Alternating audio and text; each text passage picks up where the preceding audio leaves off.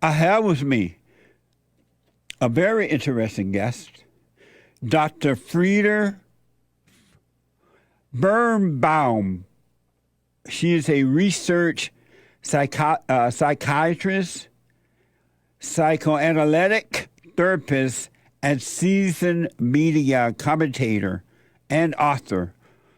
Dr. Birnbaum, welcome to the show. Thank you so much for coming on. Thank you. It's Birnbaum, but I know it's hard to pronounce, but that's okay. Birnbaum. Close enough. So it's okay to call you Dr. Frieda since that's an easier name? That's what everybody prefers, Dr. Frieda. Oh, Yes. okay. Thank you. And Merry Christmas to you. Same to you and your family. Thank you so much. I appreciate it. So what is a psychoanalyst? What is that? So psychoanalytic therapist is somebody who treats the individual. It's different than psychologist who treats the individual developmentally. So when somebody comes into my office, I have to know where they are, what stage of life that they want to be in, and where they need to go, not according to any rules, but according to who they are. And so when they come into your office with that kind of problem, how do you help them? What do you tell them? What happens? Wow, that's a loaded question. I've been in this business. Are you kidding me? If I could have a prescription, say here, by the way, I'm not a psychiatrist. I do research psychology because people always get hooked on my titles and whether they're right or wrong. But I don't really care. I'm me. I'm Frieda, that's who I am. But what do I tell them what to do? Yes. You know, everybody comes in with a different concern. Let's do this for an example to make it a little easier. Everybody and their mama are depressed today. They have fear. They have anxiety. So if a person comes into your office that has anxiety and fear and worry, what would you do to help them? You know, we need a reality check because we are really living our lives from day to day. And yes, we've become global, so global that it's interfering with our country that's supposed to be a country of freedom, of free speech, of security. It's really unraveling. And we are becoming more similar, I hate to say this, like the countries that we're protecting. We have people that are terrorists, we have people that are shooting children in school. There is so much chaos going on in our country. We really need to look and see how to fix that before we go out and fix other people. I'm not saying we shouldn't, and I'm not saying that it's a good deed to do that. And you believe in God, and I believe in a higher being, and we need to be humans and humanistic in our quality. But we have to save ourselves and we have to save each other because we all basically want the same thing and everyone should have freedom. That's our entitlement. I agree. You know, marriage is difficult for men to find good women to marry today because the average woman now is on such an ego trip. She doesn't want to obey her husband. And so it's just a waste of time to marry a woman that won't obey you. You already know it's trouble. What are some of the most common problems you find in marriage today? Women don't want to obey their husbands. Right. You know, you can't have everything. Times have changed. Women are in the workforce. Their expectations have become similar, although women are the ones who leave the men more than the vice versa in a marriage. And men, don't shake your head, that's true. And men are happier. Right. Yeah, it's not a good thing for the men, but men are happier being married because they get all these services. They get a wife, they get a woman who's going to be the mother, they get a housekeeper, they get a cook, a confidant, somebody who earns money, maybe as much as them or more. So it's a win-win situation. Women often feel compromised because they want the female role and they want to have a career and a status for themselves or go out there in the workforce as well. So it's harder. So women are happier when they are not married although they lack in companionship and they do look for that, men are happier being married and they live longer because they're healthier. They eat better, they exercise, they're more productive, by the way, for their families. They feel a responsibility. So it's all good stuff. So we're getting to a place now in our lives, what are the roles of women and men? Well, we need to define femininity. Women are the feminine ones, even if they're working. Men are the ones that should be the masculine ones. Right. Where you're looking at me, it's a good thing I have some confidence because you're going, what is she talking about? Let me just understand. I'm black and slow, so Oh, that's right. And I'm white and slower. How's that? So are you saying that it's a good thing that men stay home and be the woman and let the woman go out and work? Absolutely not. Oh. You're very slow. Okay, let me repeat that. then I am talking too fast. No, I'm not saying any of that. I'm saying the opposite, actually. I'm going to say it slowly. Nice. Men need to have their masculinity intact. Yeah.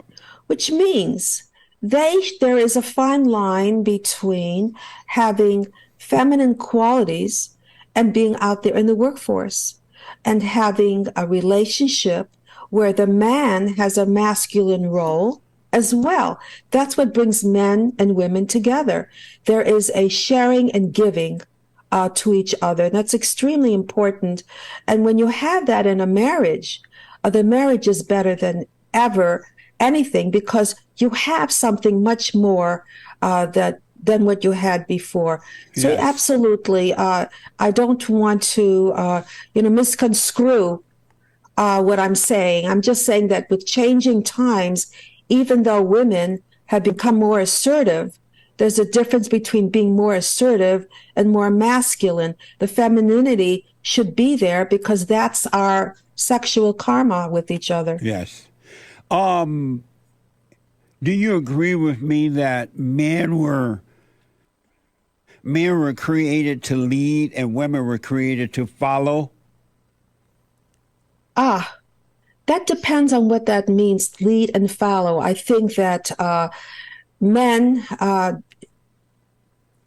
how many centuries ago, went out there and caught the food and hunted, and the women stayed home and cooked and got prepared and waited. So that was a role that was defined and a necessary role. Men today are being demasculated, in a word, because they have done nothing wrong. They're pretty much status quo, and I feel they've always been victimized lately. But women are the ones who have changed. So it doesn't mean that the men need to change. To have a role playing in a family is very healthy because the children can see also that their father is somebody that is respected. Their mother is somebody who is kind and has her role. And it makes it easier, for sure, to have definitions of roles. But the definitions of roles are changing today where women who wanted to have everything are seeing that they're having too much. And that definition is that men are actually becoming more nurturers, which means they are helping with the children. And guess who makes the biggest difference in a relationship as far as the children growing up, the men or the women? The man is supposed to make the biggest difference, but if he's nurturing, he's not going to make a difference for the good. It would be for the evil. The evil means extreme. I'm not saying the man should stay home and the woman should go to work. I'm saying that when a man comes home from work, he should be a part of the relationship with the children. And by the way, men love that. They want that anyway. When you say but be it's a part of, more. When you say be a part of in what way? Being a father. But he should find out, like, how did your day go, children? Did your mother impose her will on you? Was she patient? Did she deal with you the right way so that he could correct the mother to make sure that she doesn't impose her will on the children and recreate the children in her image? To reassess what's going on in the home. Yeah. For the children to have another voice and to be heard. is a wonderful opportunity to have both parents. That's why it's good if there are both parents and a family, because then the father can come in and say what happened, and the child can say so and he can straighten it out when there's That's right. so that's a good role to play back and forth. When dad comes home, I'm going to tell him what happened. I want to hear his perspective. So he's involved as well. Nice. Yeah, But let that's me a very ask, nice place to be. so do you agree with me that men were created to lead and women were created to follow? Men were created to lead. Women were created to lead in their own path, in their own way, which is being a wonderful mother to the children, having a lot of authority over the day when the husband is not home, and then sharing that, and the husband to take over to see what's going on if know, there but is any conflict. let me restate the question. Do you agree with me that men were created to lead and women were created to follow? Do you believe that? No, I'm asking you. What do you believe? Do you agree?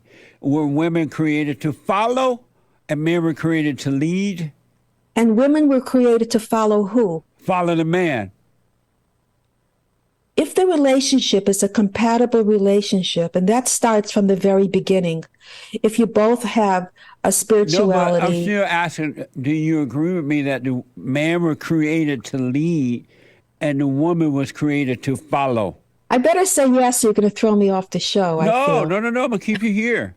I just want to know how you see that. Were women created, men created to lead and women created to follow?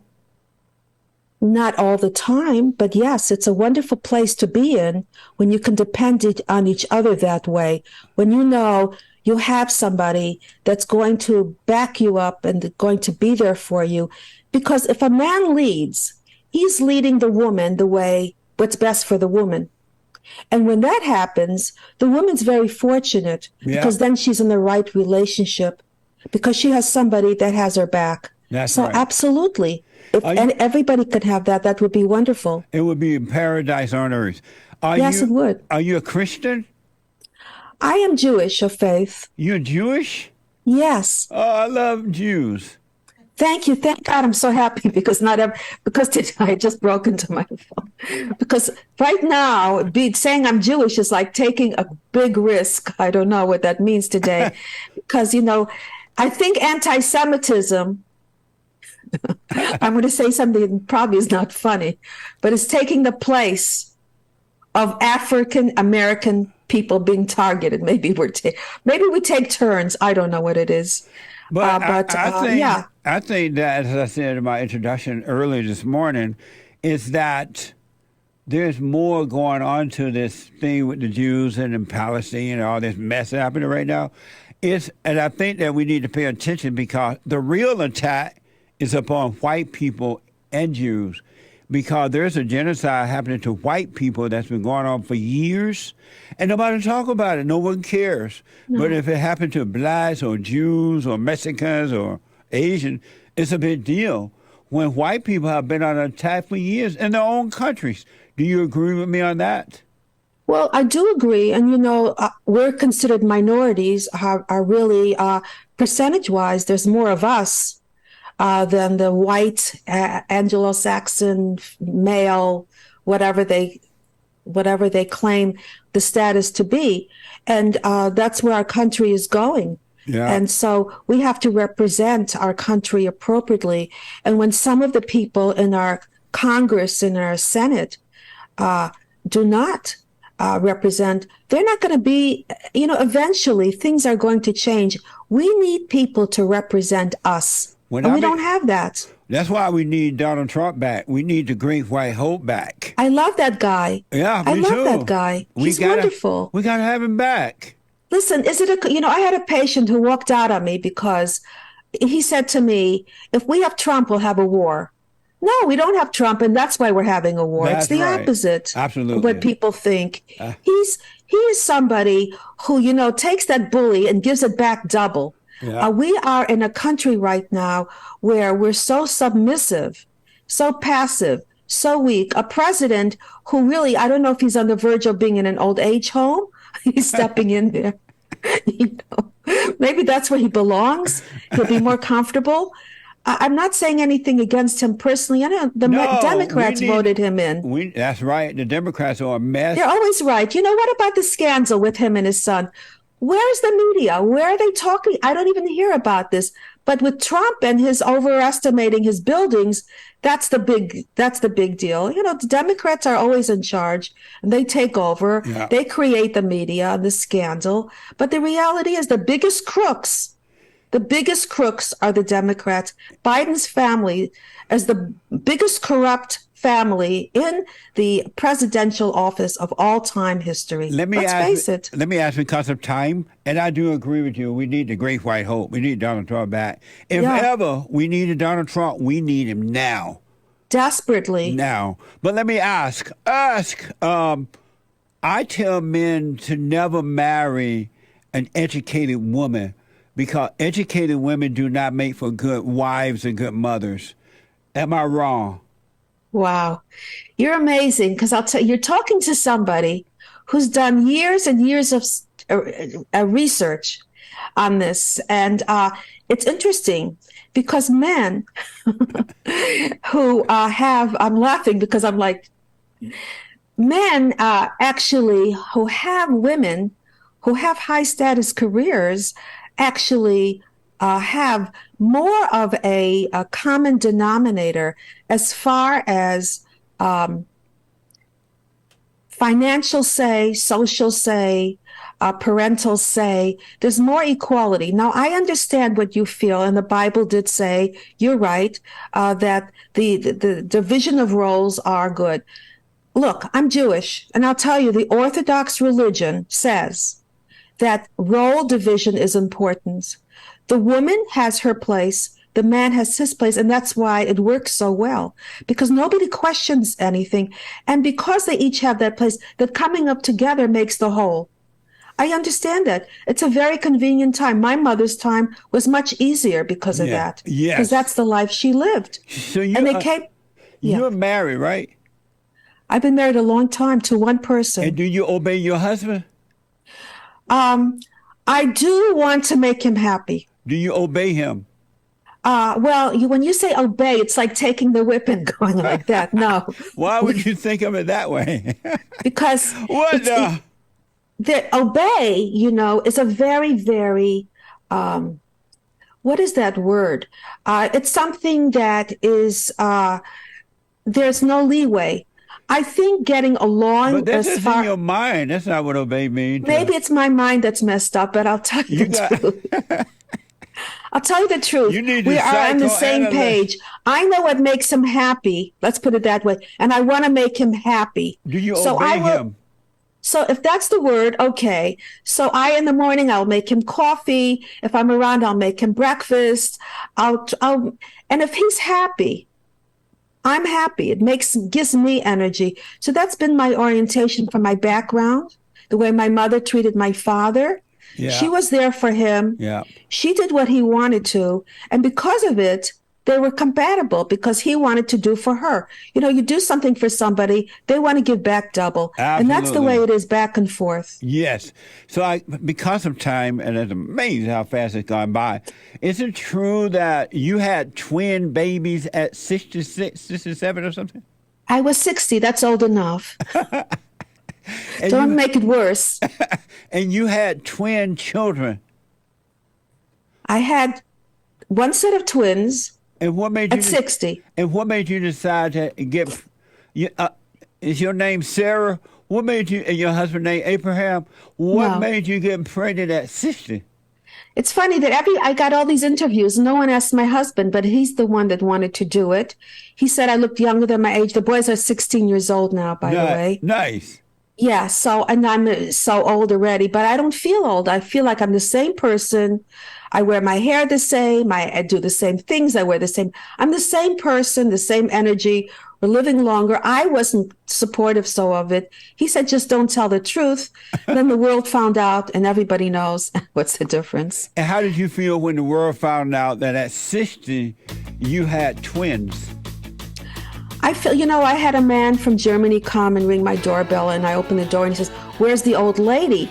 And I said, "I guess I'm the old lady." But I said, I guess that's me. But I think the world misrepresents what age is today. Women need to tell the truth about their age so society can catch up to where we really are. And tell the folks your last name. Pronounce your last name. That's a difficult name. It's supposed to mean pear tree in German. Birnbaum. Okay. Amazing.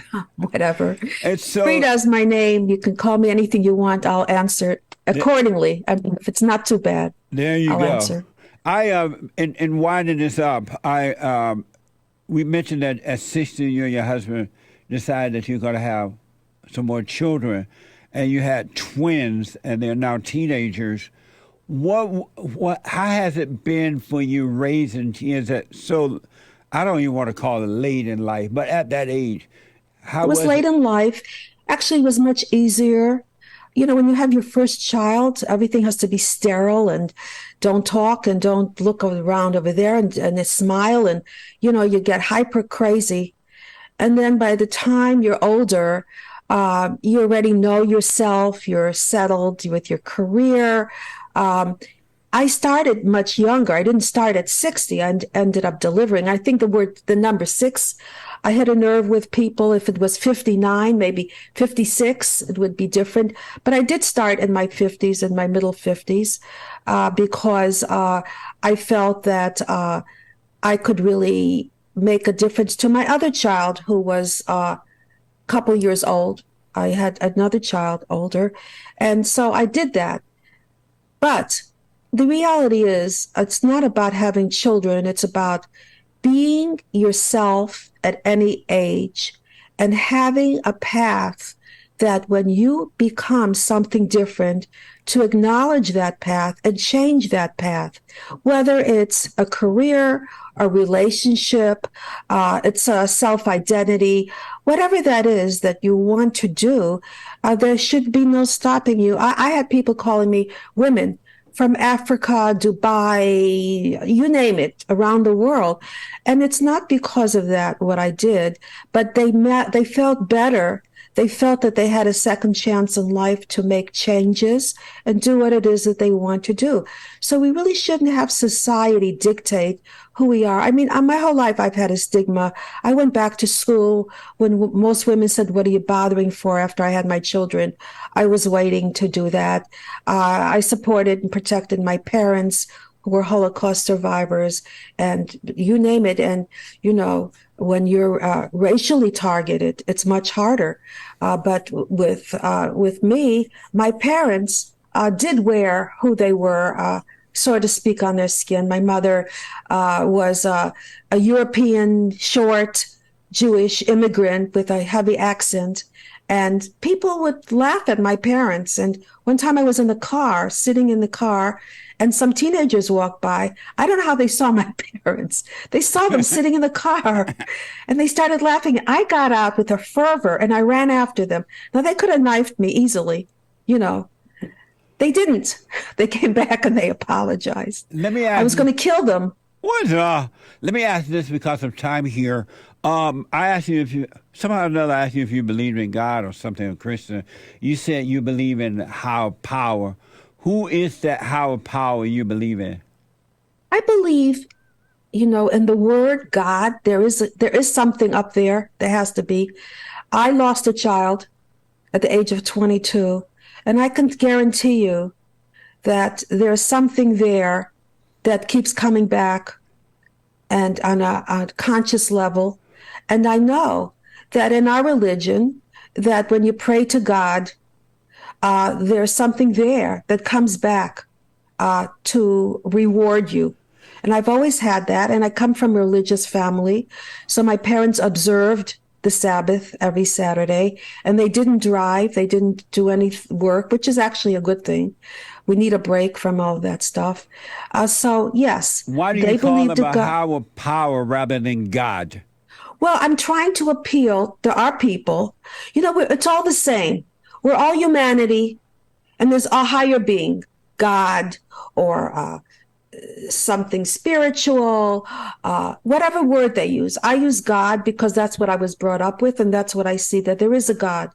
And when I confirm that there is a God, I don't know if it's a miracle, I get back. I always get back. When I pray to God, I get back. I'm Nice. very fortunate. Yeah. And I used to send money to my parents every week, and I'd find money in my pocket. I'd find it. Whenever I give, I get back. So yes, I'm very blessed that there is a God, that he's there for us. And when we pray to God, you get the answers. You definitely do. Do you have anger? I do not have anger because I address my feelings. Anger is repressed feelings that burst out. And as long as you can articulate what you're feeling, then you're giving the other person a viewpoint without feeling that you're not identifying yourself appropriately. And you don't have to do it with anger. You could do it with kindness. It's not what you say, but it's how you say it that can really affect another person. Nobody wants to be attacked. They're going to put a wall up. They're not going to hear you anyway. So the best thing to do really is when at the moment it happens, because later what happens if you don't express it at the moment, it comes out in another way and you target often the person that's closest to you because you have to get it out. And you're angry at the wrong person. Let's say somebody comes home from work and somebody said something, you come home to your spouse and you let it out on your spouse. So you really have to identify it. The closer you can identify your feelings to your behavior, the more evolved you can get to getting your needs met. What's wrong with the blacks? I think Black people, are very, very much targeted. What and do you mean? I think In what way? I think that they're often misrepresented. Now, I did a show with Al Corlin about discrimination, about 2.3 listeners, 2.5 million listeners.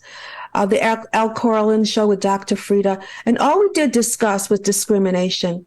And what I did, I had young Black men come on who were extremely accomplished, politicians, professionals, I mean, you name it, to represent the Black community, because the news only hears when something happened. Either they did something or that they were targeted. But what about celebrating accomplishments? Just like the media goes ahead and denounces everything that Trump does, the media seems to have a tendency toward targeting African-American males especially. And once we get away from that, we need men that are African-American in politics. We need them in the media. We need them all over to be part of our society. What's wrong with the blacks, though? The blacks are screwed up. Not all, but most. What's wrong with the blacks? It's not the blacks, but it's their socioeconomic community. What do you mean? If you take a person and you put them in a middle-class community, they assimilate to that environment. If you take a person, and I don't care what color they are, and you put them in an underprivileged community where the mother's working double time and there's no money and they have to go out and steal a loaf of bread or something, or the only support system they have is the gang because they are heard, then you grow up in a certain underprivileged way. Let's face it, white communities, we have tutors, all kinds of after-school activities that keeps kids out of trouble. When, especially teenagers, they love challenges. The frontal cortex of the brain is still developing. They love risk and challenges. So when you take that and you teach them tennis lessons or skiing, or when they don't have what to do, so they get together with the gang, that's really what happens. It's not the race per se, it's the environment. Let me and ask, we need to change that structure. Let me is what ask, we need to do. If the blacks were to do it right, and when they decide they want a family, if they got married and the father and the mother raised their children together, taught them by example how to be decent people and be of love and not hate, and how to provide for themselves, would the blacks be having the same kind of problems that they're having now?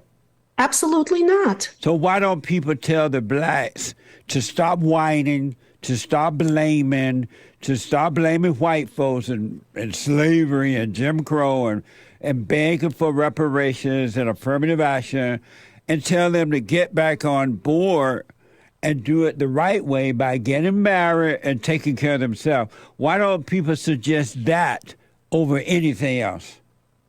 Being a victim never helps. Right, but so why don't they tell them that? Because the victimization is do for me. And that you're going to be a victim the rest of your life.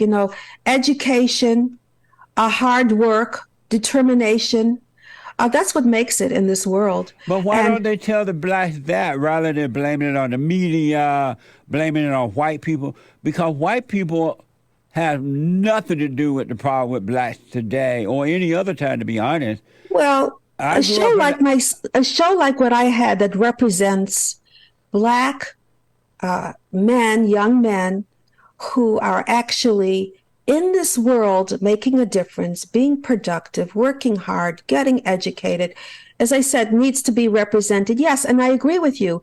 People need to get up there. My parents came in, they were illiterate, they were Jewish, they didn't speak a language, they did nothing.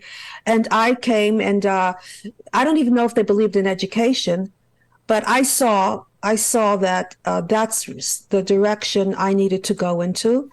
And I didn't have to, as you said. Why not tell the blacks the same thing? Don't let them have any excuse but to take responsibility for themselves. If you're talking about leadership roles. No, I'm talking about parents.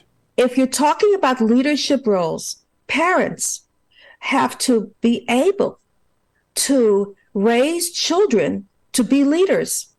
That's what happens. Now, parents often did not have the background, different chains of generational events keep reoccurring.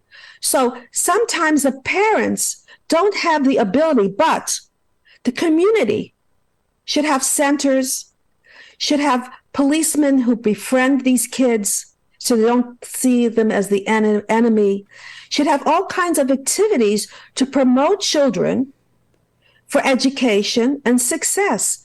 That's what these communities need, after-school activities, so they don't join gangs, because those are the ones who will listen to them, and those are the ones that will be their support system. But if the black parents didn't give their children the talk by telling their children, when you go out in the streets, you have to be careful because you're black and the cops are going to hurt you. The cops are your enemy. The cops this.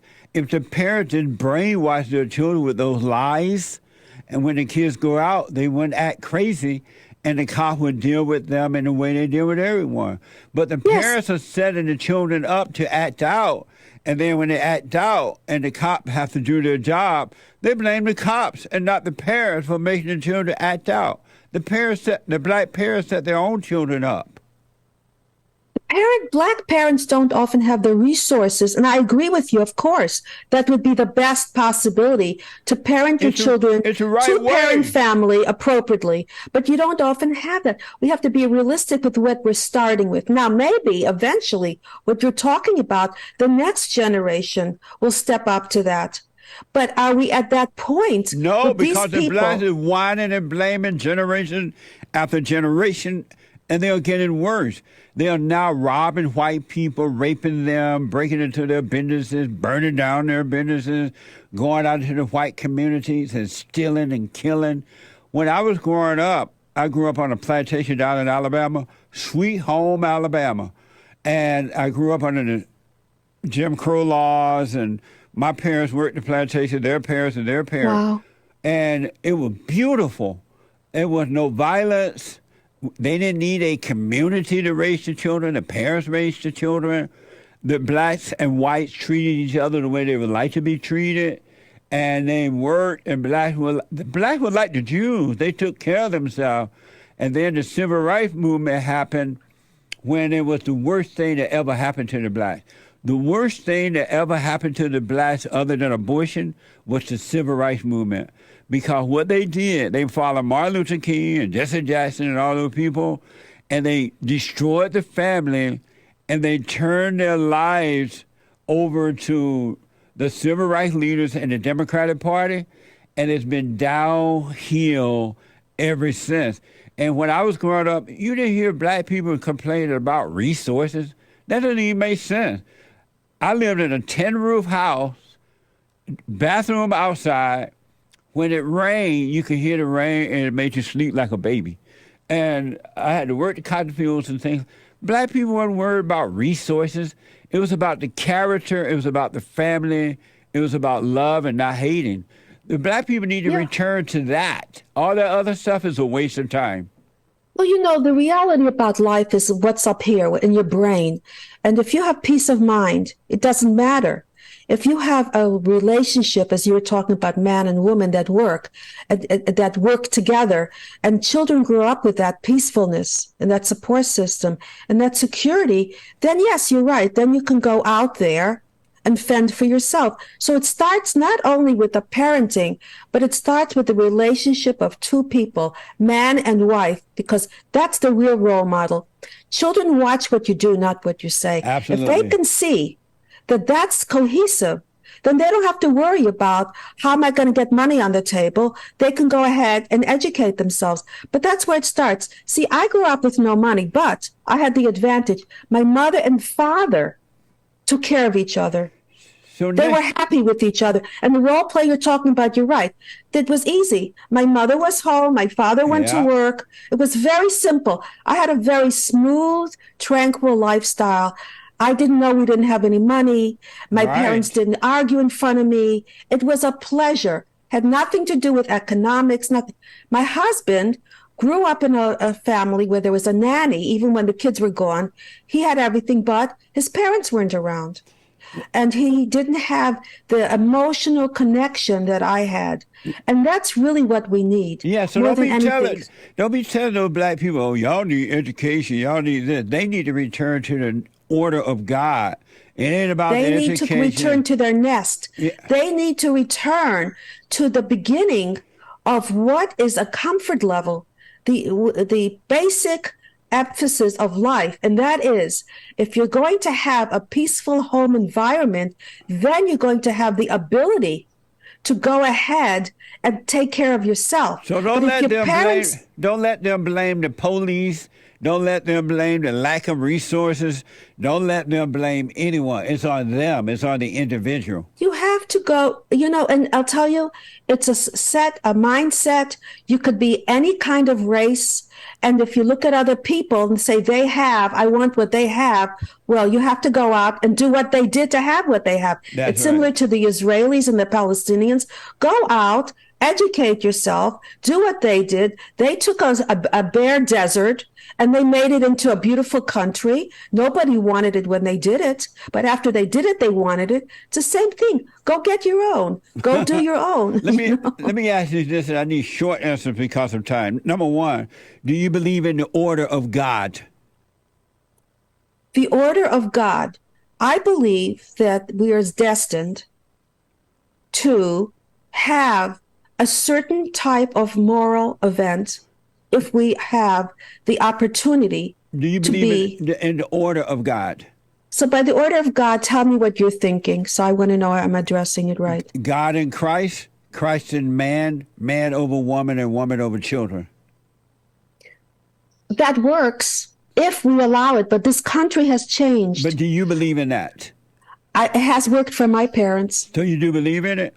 It has worked for my parents. And do you agree with me that the God above is the God of man and the God below is the God of the woman? I believe in my Bible, in the Jewish Bible, it says, the men pray in the morning, thank God I'm a man. And in a way, when I first heard about it, I was very upset. I said, how dare them? I'm a woman. What about me? Don't I count? What a bunch of idiots. I was ready to kill them all. I'm never talking to them again. And then I realized something. It didn't say, thank God I'm not a woman. It didn't say that they don't respect women. If anything, they're taking care of and rescuing and securing a woman's position. So their job will be taking away. When you talk about sexuality and gender as well, that's part of it. For a man to feel that he's manly over a woman attracts him more to that woman. It gives him a connection. And that woman in return feels that kind of power from him. But let me ask, and short taking answer, care of- short yeah. answer, short answer. Do you agree with me that until the woman returns to the father, since she's born of the, because every human being born of the woman, born into an evil spirit. Do you agree with me that until the woman returns to the father, she's born of the father, that Satan is her God? Is Satan her God if she's not born to the Father? Right. You're difficult. You're tough. I want to tell you. Well, let me tell you. And I'll tell you one. I've never gotten questions like that ever, and I never will again. But that's good. That's you're very unique. Well, let's see. Because in reality, we end up marrying our opposite sex parent, and that parent becomes something like the person that we didn't feel we had that kind of authority of. And I'm going to give you a convoluted answer. But short one because of time. Okay, very short, very short. I believe in a sense of a pattern that we need to establish in order to have male, female. Evil is something that is made from men unless you translate it into evil, unless you yourself represent evil. But the evil is not automatic. Evil is not that somebody that has, when you go to true confessions, help me God, I have sinned. Not really. You know, the Jewish religion, that's a short answer, doesn't believe that. Give me a short. Let me ask though, a yes or no on this. Do you agree that until the woman is born again of the Father, that Satan is her God? Yes or no?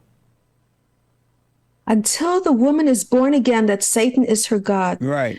I'm going to need a lot of your help. I'm going to need a lot of your counseling in order to give you the answer you want. Oh, okay. And I'm going to need a lot of therapy from you. Is it true that men marry their mothers? Yes. Right. And it's because they hate their mothers. It's because they want to work through what they couldn't, but they couldn't work through before. Right. Yeah. And so every woman they get involved with is the same spirit, and the mother sort of cycle repeats itself. 100%. You better watch out what the relationship is with this man you're involved with his mother, because you're going to get it for sure. That's right. You're going to get a double fold. Short answer. Are you, being a Jewish woman and all this mess going on right now, are you afraid for your life? I believe that we need to live our lives accordingly. And life is something that is very precious, and you shouldn't give up what you're doing. When I go to temple, there are 2 police cars now. Are you afraid for your life? No, my kids go to school, and there are shootings and murders, even in the white suburban areas. We have to live our lives accordingly, because if we live in fear, then we're not really true to ourselves. When I was growing up, I grew up a Christian, and Christians and Jews were tight. It was understood that Christianity came from Judaism, and as a result, we loved one another. And I grew up always wanting to go to Israel, so I finally had a chance to go to Israel. It was amazing. And I made a decision that if I was God, in order to enter into heaven, if you die, or when you die, you will have to have gone to Israel first. Otherwise, you can't get into heaven. Isn't that amazing? That is amazing. Well, you're a very special person. You're very special because you're very kind. You ask provocative questions, I have to admit, very thoughtful questions. And it makes people realize what the truth is, because we've been in such a place now that everyone wants to prove themselves. And you're saying, humble yourself, accept authority, and go ahead and take this responsibility that you're setting up to happen to begin with. Yes. Your activities, your events in your lives are in your hands. And everybody that's listening can actually do something about that and make changes right now, no matter where they are. That's very important. In closing here, do you have any questions for me? Wow. Yes. Go ahead.